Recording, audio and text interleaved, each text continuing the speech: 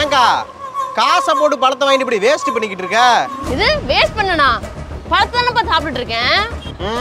பழம் சாப்பிட்றப்ப எல்லாருமே பண்ற தப்பு இதுதான். ஒரு பழத்தை சாப்பிட்ற அளவுக்கு பழத்தோட கொட்டையை சாப்பிட மாட்டேறாங்க. ஏப்பா அதுக்குன்னு பலா கொட்டையை போய் முழுங்க சொல்றீங்களா?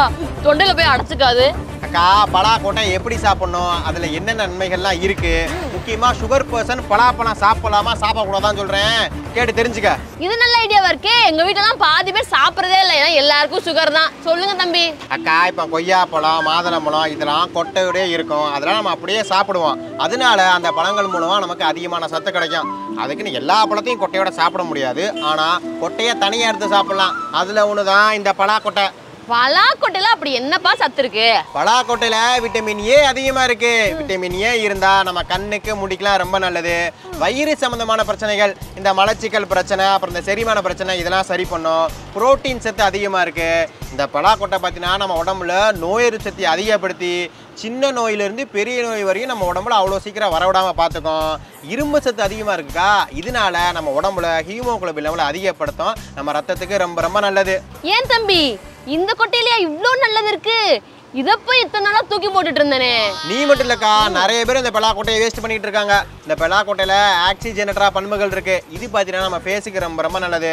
நல்ல ஒரு குளிர்ச்சியான பால்ல பலாக்கொட்டையை நம்ம அரைச்சு முகத்துல கண்டினியூ அப்ளை பண்ணிட்டு வச்சுக்கோமே, முகம் நல்லா பளிச்சுன்னு வரதுக்கான வாய்ப்புகள் நிறைய இருக்குக்கா. சரி தம்பி, நீ சொல்றதும் நல்லா தான் இருக்கு. ஆனா இந்த பலாப்பழம் சீசன்றது இந்த 2-3 மாசம் தான் வருது. இப்ப மட்டும் யூஸ் பண்ணிட்டு மிச்ச மாசம்னா என்ன பண்றது? சொல்றது கரெக்ட் தான்க்கா.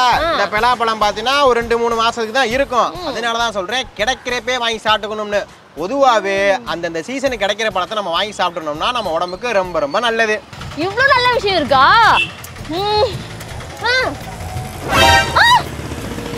ஏன் தம்பி நீ சொல்றதபடி கேட்டு இங்க பாரு கடிச்சு பல்லு போயிடுச்சு. இன்னும் கொஞ்சம் கடிச்சிருந்தா பல்லே வந்திருக்கும் போல.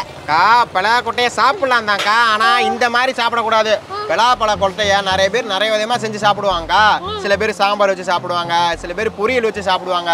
இப்போ நீ என்ன தெரியுமா பண்ற, இந்த பலாக்கொட்டையில தோல் இருக்கு பத்தியா, இதெல்லாம் எடுத்துட்டு ஒரு வடச்சட்டி வச்சு அதில் கொஞ்சமா எண்ணெய் ஊற்றி கடுகு கருவேப்பிலை வெங்காயம் தக்காளி இஞ்சி பூண்டு பேஸ்ட்டு மஞ்சப்பொடி மிளகாப்பொடி அப்புறம் இந்த மல்லிப்பொடி இதெல்லாம் போட்டு பலாக்கொட்டையை போட்டு நல்லா வேக வச்சு இந்த சேனக்கிழங்கு வறுவல் சேப்பக்கிழங்கு வறுவல்லாம் பண்ணுவாங்களே, இந்த மாதிரி செஞ்சு சாப்பிடலாம். இல்லை ரொம்ப மைல்டா, அதாவது உரப்பே இல்லாமல் தேங்காய் பூ போட்டு பீன்ஸ் மாதிரி பண்ணுவாங்களே, அந்த மாதிரி பண்ணி நீ சாப்பிடலாம். ஏன் தம்பி நீ சொல்றபடி பார்த்தா இந்த பலாப்பழத்தை சாப்பிடாம அதுல இருக்க கொட்டையில தான் நிறைய சத்து இருக்கும் போல, அதே சாப்பிடலாம் போலயே. பலாப்பழத்துல ஏகப்பட்ட சத்து இருக்குக்கா. பொதுவா நம்ம உடம்புக்கு ஒரு குறிப்பிட்ட அளவுல இந்த பொட்டாசியம் மெக்னீசியம் சத்தெல்லாம் ஒரு அளவுக்கு தேவைப்படும். இப்ப நீ 100 கிராம் பலாப்பழம் சாப்பிட்டீன்னு வச்சுக்கவே, நமக்கு தினமும் கிடைக்கிற சத்துல 20% இந்த பலாப்பழத்துல இருந்தே கிடைச்சிருக்கா. அது மட்டும் இல்லாம இந்த பலாப்பழத்துல தயமின் அண்ட் ரிபோஃப்ளாவின் அதிகமா இருக்கு. இது பாத்தீங்கன்னா நம்ம கண்ணுக்கு நம்ம தோலுக்கு நம்ம முடிக்கலாம் ரொம்ப ரொம்ப நல்லது. அதனால பலாப்பழத்தையும் சாப்பிடலாம், அதோட கொட்டையை தூக்கி போடாம அதையும் நான் மேல சொன்ன மாதிரி சாப்பிடலாம். நீ சொல்ற மாதிரிலாம் சாப்பிடலாம் தான், ஆனா நீ கொடுத்த பலாப்பழத்துல கொட்டை எல்லாத்தையும் தூக்கி போட்டனே. சரிப்பா ஒரு 5 பழத்தை கொடு, அதுல இருக்க கொட்டையை எடுத்து நீ சொன்ன மாதிரி நல்லா சமைச்சு சாப்பிடுறேன். 5 சொல்லதானா? ஏக்கா வீட்டுல இருக்கவங்களுக்குலாம் 10மா? அட ஏன் தம்பி வீட்டுல இருக்கவங்களுக்குலாம் சுகர் நிறைய கண்ணா பின்னான்னு ஏறி போய் கிடக்கு, அவங்களுக்குலாம் போய் இந்த இனிப்பை கொடுக்கலாமா? அக்கா பலாப்பழம் பயங்கர இனிப்பா இருக்கும், ஆனா சுகர் பர்சன்ட் தாராளமா சாப்பிடலாம்க்கா.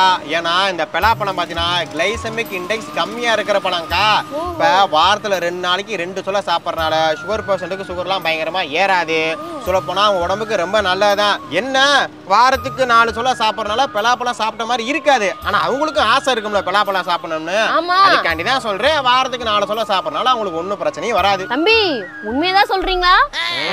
நீங்க உண்மையதான் சொல்லுவீங்க, எனக்கு நல்லாவே தெரியுமே. ஒரு 15 பழத்தை கட்டுங்க, இந்த பலாப்பழத்துல இருக்க சத்தும் கிடைக்கட்டும், பலாப்பழத்துக்கு உள்ள இருக்க கொட்டையும் நீங்க சொன்ன மாதிரி சமைச்சு கொடுக்குறேன். அப்படி சொல்லுக்கா, 15 போலாம், இந்த அறுத்துருவோம். சீதாப்பழம் கொய்யாப்பழம் மாம்பழம் மாதுளம்பழம் பலாப்பழம் வாழைப்பழம்